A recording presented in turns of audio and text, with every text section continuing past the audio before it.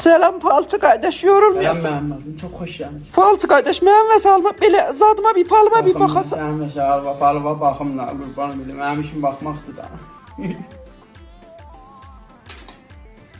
Niyet eləməm, mərcət elə. Niyyət elədim falçı kardeş, biraz diqqətlə bax ha. Yağlı bax bu bana. Qatdağın gibi miyim, məmmədim.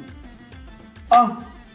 Vay məminin yıkıldı, dembələ əldi. Elə bəxtim ona tay gəldi. Məmmədim, işimizdə bəxt düyüm vardı. Zahirən zindəqanlıqda nə qədər təlaş edirsiniz, ilə bir dənə daş ötüblə qabağına. İllə deyə yox. Hə vallah falçı kardeş, dəqiqən o cüydü. Of, məmmədim, nə mənə qərə-qürə var, bir sənə çıxır. Məmmədim, zahirən sən çox yaxşı adamsan ha. Çox hamıya da xidmət eləyəcək, nə hoyacama. Belə intihası hamı sənin dalınacaqdan ki, gözləri götürməyi bilər, qeybət eləyir, illə deyə yox. Hə vallah, qeynin amcılıq başından gəlib, zadından çıxıb, bilmirlər ki, bilmirlər. Mənim bacım yox, bu şeyqımızı başı çıxdı. Mənim bacım biləvizə bir dənə ağı itilismi yazdıqlar, dua yazdıqlar, bətər duavuz var. Bir nəvə öz dayıbavuzdan biləvizi təhmiyir. Əziyyət edir bu dua biləvizi, qoymu işləvizi də qabağa.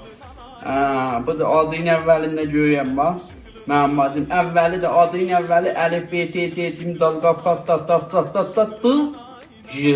İllə deyə yox, Hə vallah, hamısı gümmətin, qeyn qudaların, bağızlarının. Həmən bu sözləri deyəm də, mənim bacım. Bilirsən, neyniyəsən, bunların hamısını qoxma, əmin gələ bu qədər fatiliyə. Genəcəm. Fala 2 milyon vermədim, baxdım, gördüm də, həynəmə nə düz çıxdı. 15 milyon versən bir dənə fatili uyam, onunla belin dağlayan və həmişə gedə. Allah cəmaatın kimi olsun.